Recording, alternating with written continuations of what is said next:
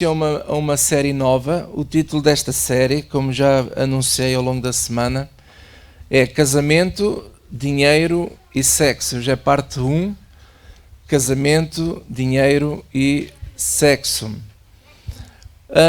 Existem alguns estudos feitos por algumas universidades, não só nos Estados Unidos, mas também na Europa, que o dinheiro é responsável pela maioria dos divórcios, mais até do que o sexo, ou o único que está em primeiro lugar é adultério, não é? Traição. Mas o dinheiro é um dos itens que mais divórcios causa nos casamentos.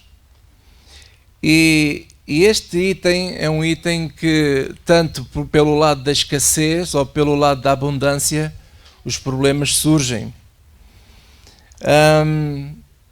E muitas vezes surgem por causa de diferentes padrões de ganhos, ou de dívidas, ou até mesmo do património líquido de cada cônjuge. E quando eles se casam, pode-se tornar um problema se não souberem resolvê-lo.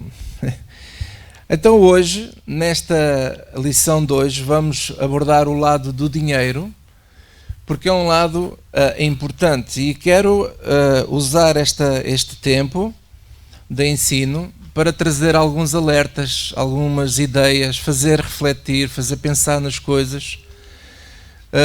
Se no final deste ensino alguém disser assim, tudo o que você falou, nós não fazemos nada disso, pastor, mas o que estamos a fazer está a dar certo. Então, se está a dar certo, continuo. Ok? A ideia é, acima de tudo, ajudar para que este item do dinheiro não seja a causa de muitos problemas de relacionamento, ou que possa vir a ser uma causa de divórcio, pior ainda, não é? Então, a ideia é ajudar. Um dos alertas que eu gostava de fazer aqui, fazer refletir a nós todos, é o seguinte: o dinheiro é um assunto que tem que ser falado entre o casal, entre a família. Mas é um assunto que não se deve exagerar muito, porque há pessoas que passam o tempo todo a falar do dinheiro. Há casais que gastam tempo em demasia, porque tudo vai desaguar ao dinheiro. E principalmente quando há uma discussão, lá vem o assunto à baila, lá vem o assunto acima. Então é uma área que é importante, já vimos que é importante, até pelos estudos que já foram feitos, sendo a causa de muitos divórcios, mas é um assunto que não deve ser exagerado. Uma família que passa o tempo todo a discutir e a falar sempre acerca do dinheiro, qualquer coisa está errada, então significa que tem que haver ajustes, tem que haver ali trabalho, de maneira que aquele assunto não seja um problema grave. Algumas coisas que podem provocar estas discussões é, por exemplo, compras ou investimentos que são ocultados. Às vezes, os casais fazem certos investimentos, certas compras, e não dizem, um dos cônjuges não diz ao outro o que é que anda a fazer com o dinheiro. E isso é problemático, porque não há nada que esteja em oculto que um dia não se venha a saber. E uma das coisas que é mau, seja com dinheiro ou seja com que assunto for, ocultar coisas dentro de um casamento é algo que é terrível, é mau. E eu gostava de ler para vocês uma passagem que está em Josué, capítulo 7, podemos abrir lá Josué 7.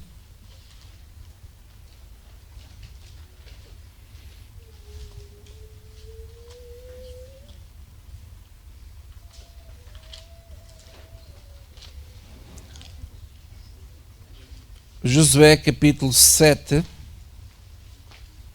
versículo 10.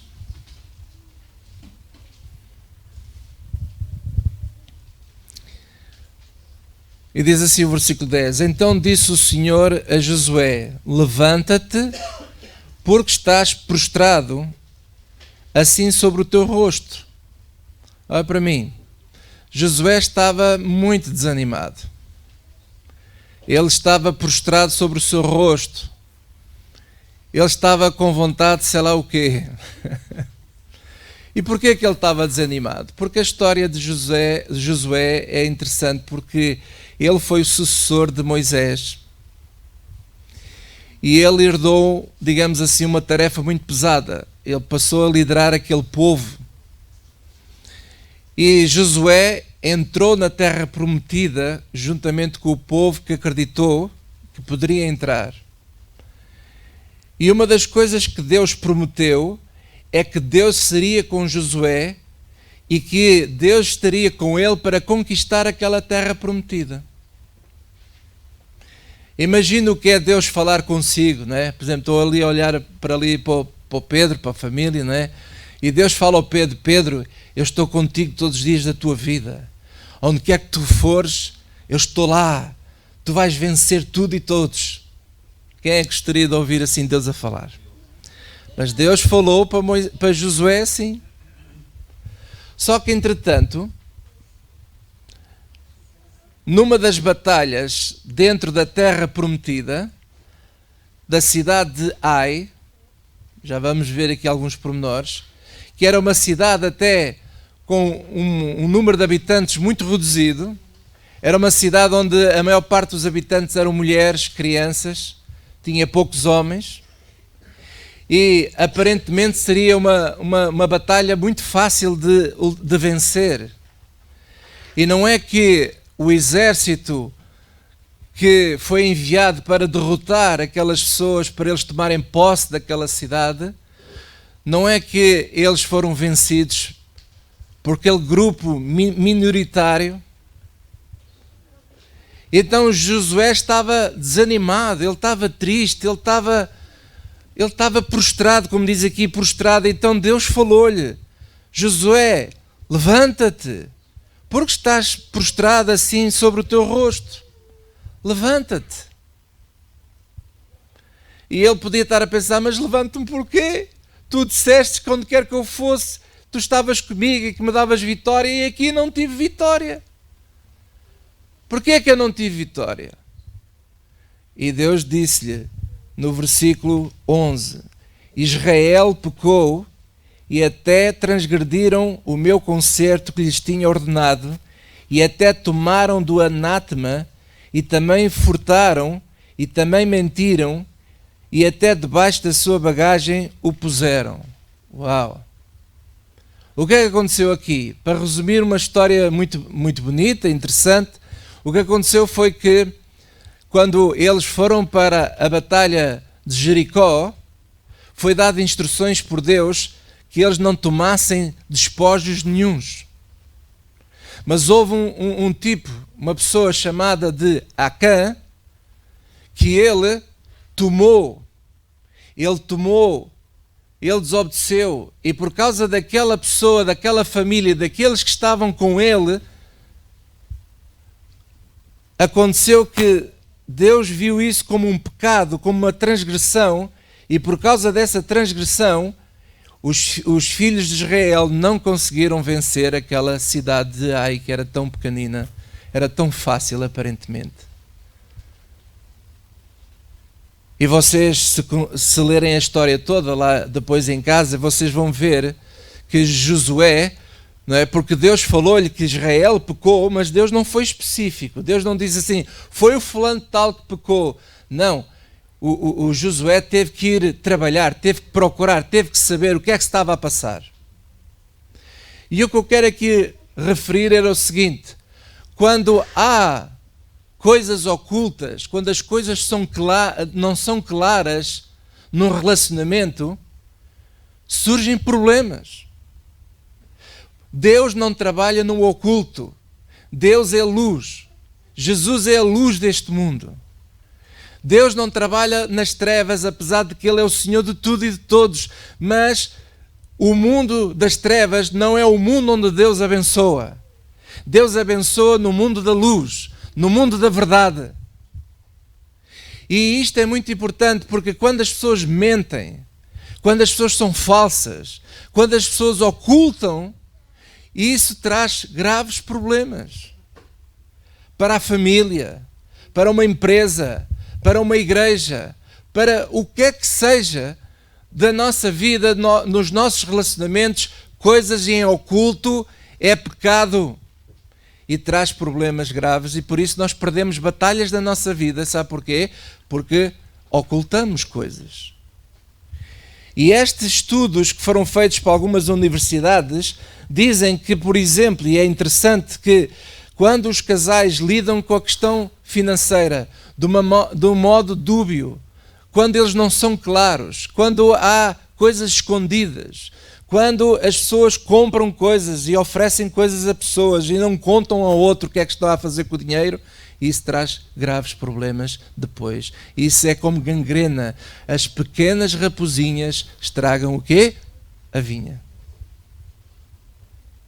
Então há que ser claro, o dinheiro é uma coisa que muitos de nós não gostamos muito de falar do dinheiro, mas o dinheiro tem que ser uma área clara, tem que ser uma área que não pode haver sombra de dúvidas. O que é que se faz com o dinheiro numa família? O que é que se faz com o dinheiro numa empresa? O que é que se faz com o dinheiro numa igreja? Por exemplo, eu todos os anos tenho reuniões com alguns irmãos desta igreja, onde eu exponho aos irmãos e explico aos irmãos o que é que nós fazemos com o dinheiro da igreja. Prestação de contas. E isso é muito importante. É por isso que eu insisto nisso, a prestação de contas. Alguns irmãos já foram honestos comigo e disseram assim: bem, o seu pastor sente fazer isso, faça, mas nós não temos necessidade de saber de nada. Tem sim, vocês são membros de uma igreja.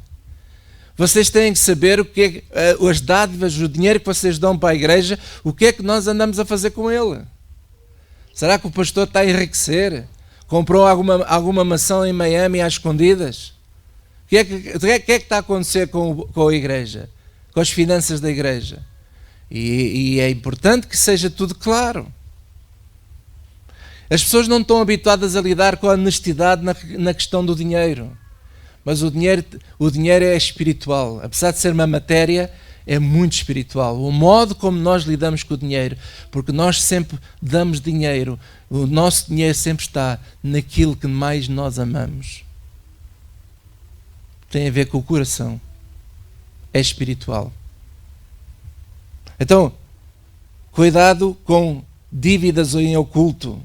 Por exemplo, existem, neste estudo é curioso isto, e eu por acaso já muitas vezes tenho-me apercebido disso, e até falar com algumas pessoas já chamei a atenção a certas coisas, mas nesse estudo também diz o seguinte, que muitas vezes os problemas surgem porque um dos cônjuges usa o nome do outro cônjuge para se meter em projetos ou investimentos, e depois a coisa corre mal e fica o nome desse cônjuge sujo, fica o nome dessa pessoa suja.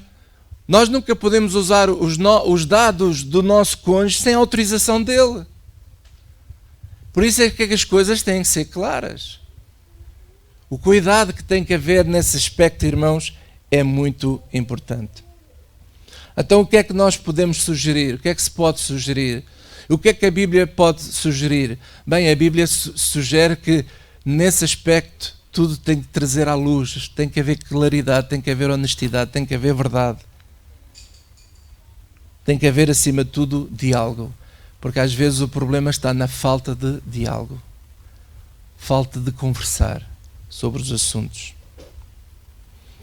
Outra sugestão que eu poderia dar aqui também aos irmãos é que, entre o casal, alguém deveria ser o CEO financeiro. O que é que isto quer dizer? Que o casal deveriam ter um consenso em quem é que vai gerir as finanças de casa. Às vezes, quem tem mesmo jeito para essas coisas são as mulheres. Então que seja a mulher. Há aquele conceito muitas vezes de que o homem, por ser homem, que é o líder lá de casa, então o homem é que tem que fazer tudo. Mas sabe uma coisa? Às vezes há homens que não têm jeito nenhum. Aquilo é uma atrapalhada. É uma confusão. Ou então o lado oposto, às vezes há mulheres que aquilo é uma atrapalhada, não sabem mexer nos papéis, não são organizados. Então, dentro daquilo que há, vamos ver quem é o menos desorganizado. E o que tem mais jeito, e o que tiver mais jeito deveria, digamos, ser assim o responsável pela gestão do dinheiro. Centralizar essa gestão nessa pessoa para que ela possa ser organizada a fazer a sua gestão do dinheiro, mas também que haja também, e é fundamental que haja transparência na gestão desse dinheiro. Que a outra pessoa, mesmo que não lide com o dinheiro, saiba o que é que está a acontecer com o dinheiro que são dos dois. Outra coisa muito importante, estou apenas a dar aqui algumas dicas, mas nós já vamos olhar para a Palavra de Deus em várias passagens na Bíblia, o que é que a Palavra de Deus também nos sugere. Uma coisa muito importante também na gestão financeira dentro do casamento é definir prioridades. Prioridades a curto, a médio e até mesmo longo prazo. A curto prazo poderia ser, por exemplo, planear férias, planear atividades lúdicas, não é? Jantares, almoços, a ida a um cinema, a um teatro, outras atividades que gostam, bem como também os donativos que vocês fazem, quer na igreja, quer a ajuda de famílias. Então, isso tudo faz parte de prioridades a curto prazo, porque é o dia a dia, é o mês a mês, é o ano a ano. Então, faz parte dessa gestão, definir prioridades. A médio prazo, poderá ser, por exemplo, uma possível mudança de casa, de região, de localidade, de emprego, ou negócios novos, ou investimentos que vocês queiram fazer. Então, essas coisas devem ser definidas pelo casal e planeadas, porque sem planeamento também as coisas não acontecem. Então tem que haver planeamento, tem que se falar sobre os assuntos, e isso tem que começar a ser escrito e até ser motivo de oração na família, entre o casal. E a longo prazo? Bem, a longo prazo é, por exemplo, as pessoas às vezes não pensam muito bem, não é? Nós somos novos, mas sabem, um dia vamos chegar à velhice. Então um planeamento a longo prazo seria, por exemplo, a reforma. Como é que eu vou viver quando eu não tiver possibilidades de trabalhar, de ter um rendimento? Como é que eu vou viver nesse tempo? Porque hoje, graças a Deus, como é que se diz? A esperança de vida, a idade média de esperança de vida está mais alta. As pessoas hoje vivem mais anos, graças a Deus. E por vezes, por exemplo, se a pessoa se reforma aos 65 e pode viver até aos 90, há ali um espaço de muitos anos. E são muitos anos. E como é que você vai viver esse tempo? Vamos viver de favores de alguém? Vamos viver do quê? Isso tem que ser pensado. E quando é que nós temos que pensar isso? Não é quando chegarmos lá, é agora que temos que pensar. Principalmente os mais novos têm que pensar nisso. Como é que eu vou viver? Alguém pode pensar assim, mas se eu morro de repente? Bem, se morrer, olha, pronto. Como o apóstolo Paulo diz, para aqueles que creem em Jesus Cristo, o viver é para Cristo, mas o morrer é lucro. Mas se você não morre, você tem que pensar, como é que eu vou viver o meu tempo de reforma? Quando chegar à velhice, como é que eu vou viver? Que atividades é que eu vou ter? Porque também vou dizer uma coisa, chegar à velhice e depois não fazer nada, isso é muito chato. Mas também temos que pensar em atividades, não é só formas de sobrevivência, mas também o que é que eu poderei ser, que utilidade poderei eu ter ou dar nesta sociedade quando eu chegar aos meus 65, 70 anos, 80 anos. Então são assuntos que têm que ser pensados e são, digamos assim, prioridades a longo prazo. Outra pergunta que às vezes me fazem também é assim, pastor, você vê algum mal o casal ter outras contas? Não é? O que é que você pensa sobre uma conta conjunta? Isso será ser tradicional demais? Ora, a minha sugestão, isto é a minha sugestão é que o casal deveria ter uma conta conjunta. Agora, se você disser assim, mas eu gosto de ter, cada um tem a sua conta, contas separadas, bem, está a funcionar, vocês dão-se bem, então pronto, deixe estar, faça como entender. Mas a conta conjunta é importante por vários motivos, até para, na ajuda da gestão, é importante, é mais fácil gerir uma casa tendo uma só conta. E se a conta conjunta tiver se for uma conta bem gorda, né, recheada, até mesmo para futuramente certos créditos e assim, fica com uma outra força. Mas cada um faça como entender. O que é importante é que o modo como vocês gerem o vosso dinheiro seja um modo claro, um modo em que não haja dúvidas, um modo em que nada está em oculto. Isso é o mais importante de tudo. Amém? Agora, vamos ver o que é que a palavra de Deus nos orienta, nos ajuda. Vamos a Lucas capítulo 14.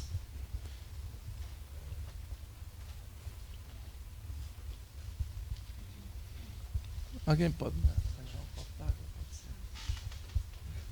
Lucas capítulo 14.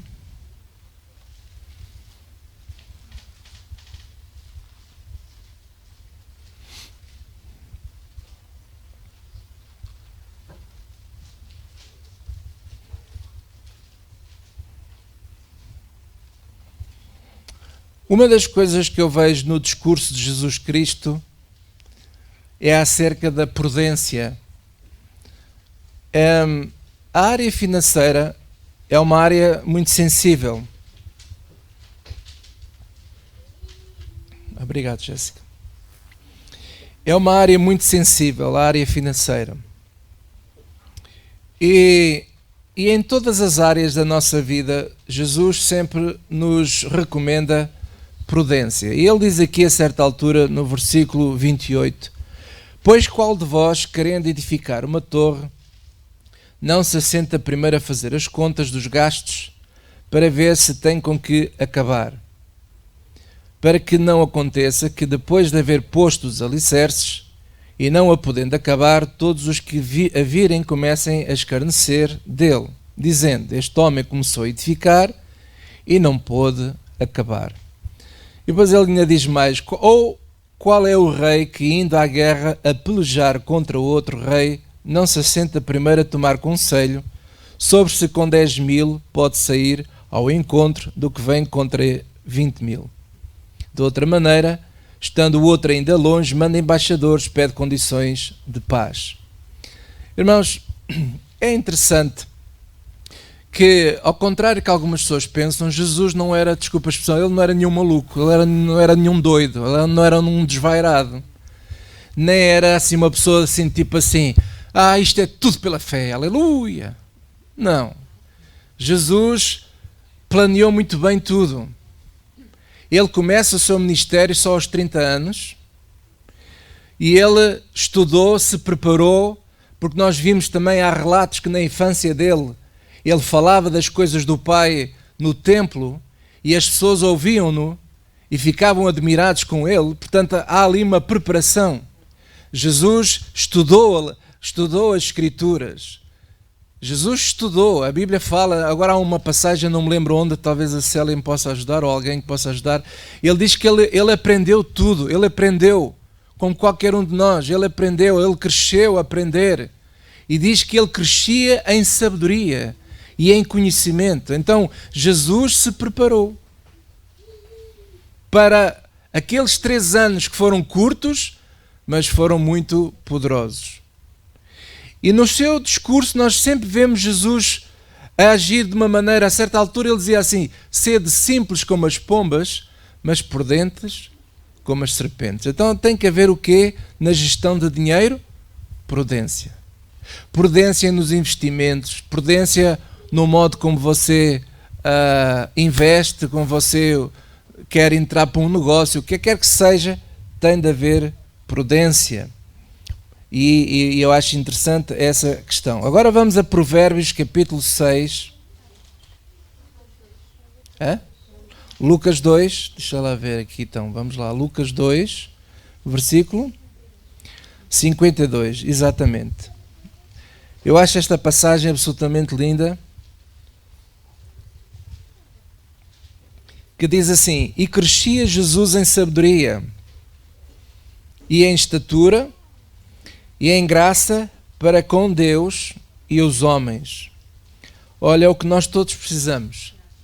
Que nós possamos crescer sempre em sabedoria, em estatura não é só no tamanho, é na questão de da maturidade, sermos estruturados por dentro. Eu ontem ouvi uma pessoa que eu achei muito interessante. Ele dizia assim: Deus está presente na tua vida, mas Deus não está por ti em tudo. O que é que ele quer dizer com isto? O que é que ele quis dizer com isto? Que Deus está presente na nossa vida, mas nós temos que fazer o nosso papel, nós temos que fazer a nossa parte. E ele deu um exemplo muito engraçado. Às vezes há pessoas que querem ter um salário de 10.000 euros por mês. Mas quem quiser ter um salário e ter acesso a um salário desses, é preciso também ter um currículo que corresponda a esse tipo de trabalho e a esse tipo de ganhos. Então a pessoa quer ganhar bem, mas não estuda, não vai à universidade, não faz nenhum curso, não faz nada.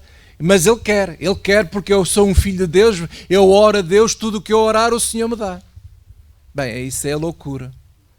Então tem que haver preparação, tem que haver trabalho, tem que haver estudo, tem que haver dedicação. E Jesus cresceu.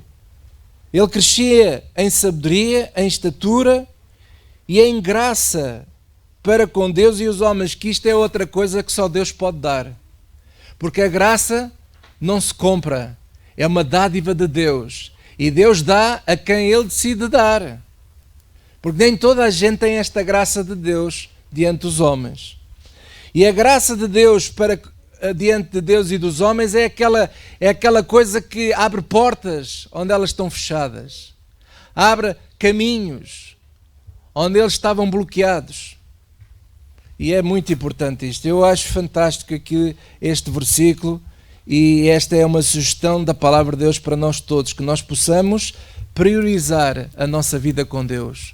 Isso é uma coisa que já vamos ver daqui a bocado. Há pessoas que não priorizam a sua vida com Deus e querem ter tudo e depois não têm nada. Mas enfim, Provérbios capítulo 6, vamos ver outro conselho da palavra de Deus na questão de gestão financeira.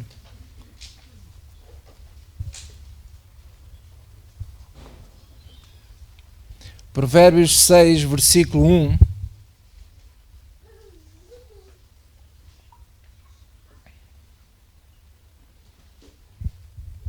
E diz assim: Filho meu, se ficaste por fiador do teu companheiro, se deste a tua mão ao estranho, enredaste com as palavras da tua boca e prendeste com as palavras da tua boca, faz, pois, isto agora, filho meu, e livra-te.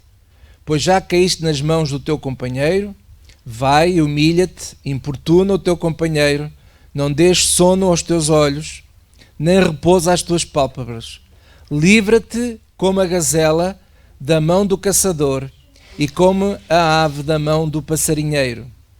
E depois ele diz assim, versículo 6, vai ter com a formiga, ó preguiçoso, olha para os seus caminhos e sê sábio, a qual, não tendo superior nem oficial nem dominador, prepara no verão o seu pão, na cega ajunta o seu mantimento. Vamos parar aqui um bocadinho. Lá está outra vez aqui o conselho da prudência. Vai ter com a formiga e vai aprender com ela. Vê como ela faz. Como ela poupa, trabalha no verão e poupa para o inverno, porque no inverno ela não anda na rua, por assim dizer, não anda a trabalhar. E fala-nos disso também e exorta-nos a vencer a preguiça, porque uma das coisas que a palavra de Deus diz, e está sempre a falar, e até é pecado, é que a preguiça nos empobrece. É pecado ser preguiçoso. E mais vezes é mais fácil nós nos metermos em dívidas, porque ele depois no início de Provérbios está a falar aqui, ficaste como fiador do teu companheiro. Por exemplo, às vezes há pessoas que vêm ter comigo e dizem assim, pastor, eu fiquei como fiador de fulano tal, agora o fulano tal não paga, já viu isto? E agora... E às vezes ficam tão chateados que querem pôr o fulano tal que não paga também em tribunal. E esquecem-se do que é que significa ser fiador. é que ser fiador significa o seguinte: se o fulano tal não paga, é você que paga. Diga comigo, ó glória. Então, ele nos leva a pensar, ele não está a proibir ninguém de ser fiador. Presta atenção, ele não está a proibir ninguém de ser fiador. Ele só está a fazer-nos pensar que ser fiador de alguém tem riscos. Tem riscos. E o risco que há é tal e qual como um investimento. Quando você investe em produtos de risco ou de alto risco, já sabe que há riscos. Você pode perder o dinheiro todo. Você pode ser chamado a ter que pagar a conta de quem você foi fiador. Então o que é que eu faço? Ele nos aconselha aqui a negociar. Vai tentar resolver com quem tu agora tens a dívida e negocia. Faz qualquer coisa, tenta-te livrar, como uma gazela se livra do caçador, tenta-te livrar disso. Porquê? Porque nós vamos ver o seguinte, vamos ver aqui na palavra de Deus que quando nós temos dívidas, nós somos servos dessas pessoas, de quem nos empresta. Veja aí Provérbios capítulo 22. Até uma coisa curiosa, vamos ver aqui primeiro o versículo 2 de Provérbios 22.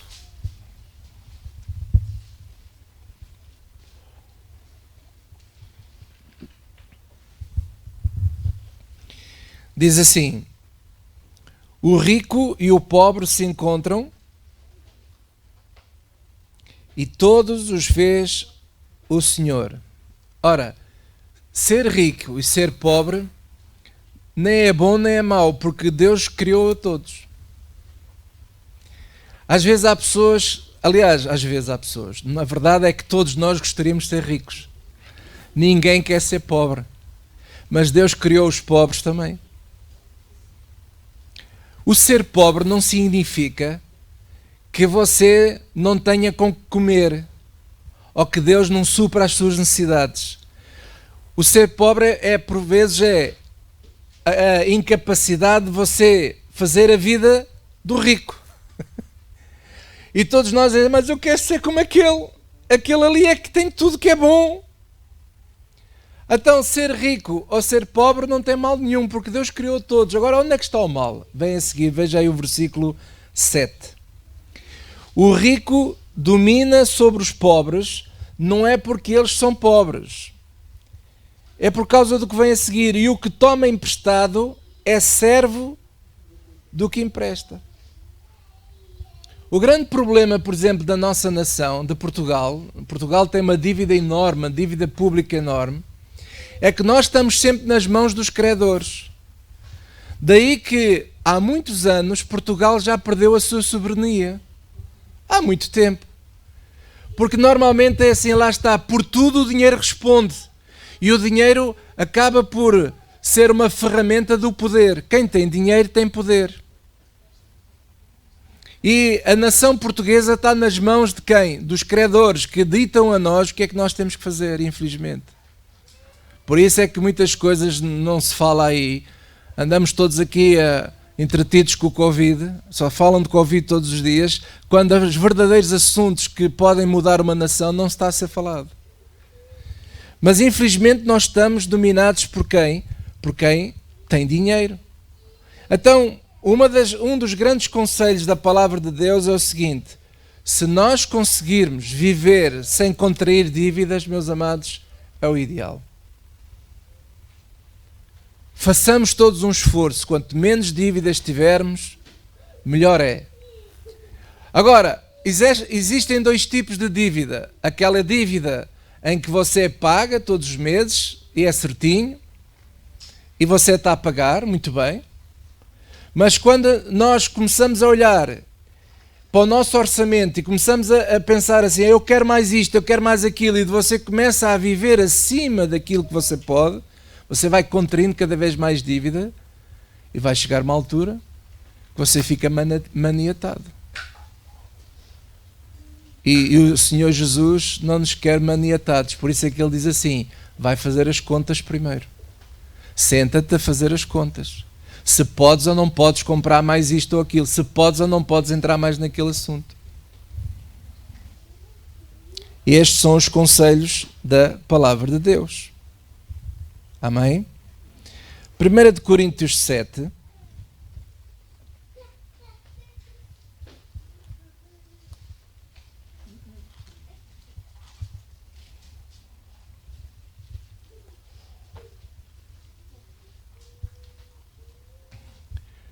Eu vou ler aqui só uma questão aqui de 1 de Coríntios 7, quando o apóstolo Paulo dá algumas respostas sobre perguntas que fizeram a ele de casamento. E ele começa por falar até no relacionamento sexual, mas eu gostava de apanhar aqui esta palavra.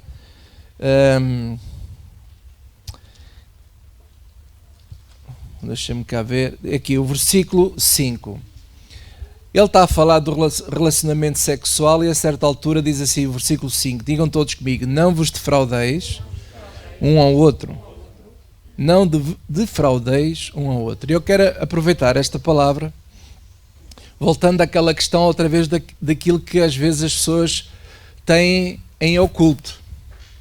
Então, na área financeira não pode haver fraudes dentro do casamento. Não defraudeis um ao outro. Que essa conversa seja sempre clara. E quem diz no casamento diz também numa sociedade, numa empresa, nos seus sócios. Não podemos defraudar as pessoas. Agora, quase para terminar, vamos a Eclesiastes capítulo 2.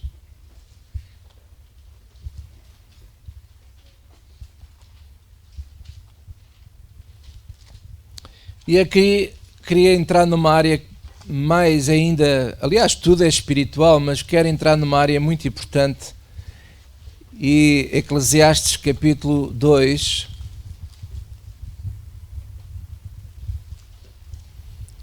versículo 26.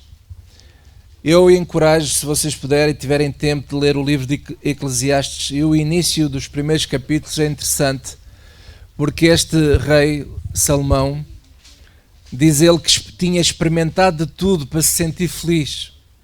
Um homem que foi dos mais ricos de sempre, e creio que depois dele nunca houve ninguém, nem mesmo o Bill Gates, este pessoal todo, nunca teve tanto acesso a tanta riqueza como o rei Salomão, porque assim Deus determinou e está escrito.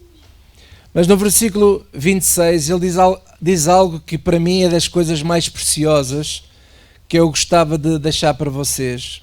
Diz assim o versículo 26.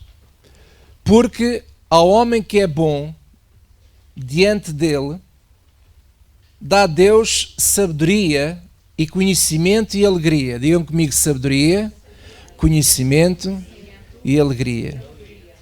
Depois diz assim, mas ao pecador dá trabalho para que ele ajunte, amontue e o dê ao bom perante a sua face.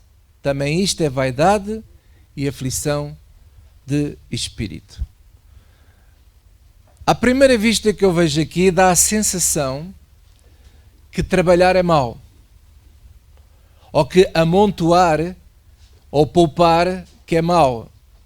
Porque está aqui a dizer que ao pecador, quem é pecador, então Deus dá trabalho. Ao outro não dá nada. Mas ao pecador dá trabalho para que ele ajunte e amontue e dê ao bom depois. Ele trabalhou, não é? E depois, olha, vai perder aquilo tudo para o bom. O tal que é bom perante a sua face. O que é que isto quer dizer, amados? O que é que o nosso amigo rei Salomão quer dizer aqui com isto? Ele está a dizer uma coisa absolutamente preciosa e que eu gostava que vocês saltassem agora para Mateus capítulo 6, para as palavras de Jesus Cristo. Mateus 6.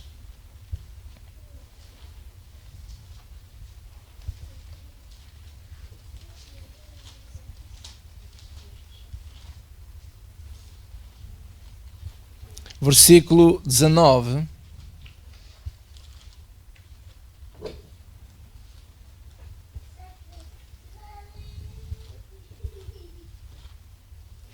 E diz assim: não ajunteis tesouros na terra. Lembra-se que o rei falou, não é? Aqueles que trabalham, o tal que é pecador, que trabalha, que ajunta e amontoa. E agora Jesus diz assim: não ajunteis tesouros na terra, onde a traça e a ferrugem tudo consomem. E digam comigo: e onde os ladrões minam e roubam. Aonde é que anda a traça, a ferrugem e os ladrões? Aonde se junta tesouros na terra. Juntar tesouros na terra. Depois ele diz assim, versículo 20: mas ajuntai tesouros no céu, aonde nem a traça nem a ferrugem consomem, e onde os ladrões não minam nem roubam. Aleluia. Porque agora ele diz: porque onde estiver o vosso tesouro, aí estará também o vosso coração. E ele depois diz: a candeia do corpo são os olhos, o olhar é importante. Aquela história de Acã que eu me ensinei no início, se vocês forem lá ler o resto da história toda, diz que o Acã, ele tem esta expressão: eu vi, não é? Eu vi, desejei, tomei e escondi. 4 coisas. Vi, desejei, tomei posse indevidamente e escondi. É engraçado quando nós fazemos as coisas sabendo que estamos a fazer errado, a nossa tendência é sempre nos escondermos, é esconder a coisa, é não falar da coisa, é pôr o assunto debaixo do tapete para ninguém ver. Mas lá está, tudo vem ao de cima, mais dia, menos dia, é uma questão de tempo. Não há nada que esteja escondido que não seja visto. E aqui ele está a falar: onde estiver o teu tesouro, aí está também o teu coração. A candeia do corpo são os olhos, de sorte que os teus olhos forem bons, todo o teu corpo terá luz. Se porém os teus olhos forem maus, o teu corpo será tenebroso. Se portanto a luz que há em ti são trevas, quão grandes serão tais trevas, disse Jesus. Irmãos, o que é que Salomão e Jesus nos quer dizer acerca da questão do trabalho, do amontoar, etc. É que o dinheiro que nós temos, ele é gasto aonde está as nossas prioridades, o nosso amor. As nossas prioridades na vida são demonstrativas do amor que nós temos por aquilo que nós priorizamos. E Jesus nos aconselha o seguinte: que se nós priorizamos as coisas terrenas, se nós juntamos e gastamos dinheiro e construímos tesouros, os tesouros não é só dinheiro, os tesouros, por exemplo, é também os nossos talentos, aquilo que Deus nos deu como pessoa. Se nós usamos essas coisas de modo errado, priorizando as coisas terrenas, nós vamos entregar estes tesouros aos ladrões que minam e que roubam. Isto é, esse tesouro não tem fruto nenhum que traga proveito absolutamente nenhum para ninguém. Mas, se nós priorizamos as coisas celestiais e se nós usarmos os bens que Deus nos dá para nós investirmos nos tesouros que são divinos, que são do céu. Quais são os tesouros? O maior tesouro que é do céu é a prática do Evangelho do Senhor Jesus Cristo. Quando nós amamos, andamos com Deus, quando nós amamos as coisas de Deus, quando nós amamos a palavra do Senhor e fazemos a palavra do Senhor, praticamos a palavra do Senhor, e todas as riquezas, todos os nossos bens priorizam também as coisas do Senhor. Quando nós andamos assim, então é o que o rei Salomão está a dizer. Aquele que é bom, aquele que anda com o Senhor, Deus lhe acrescenta sabedoria, conhecimento. Aleluia!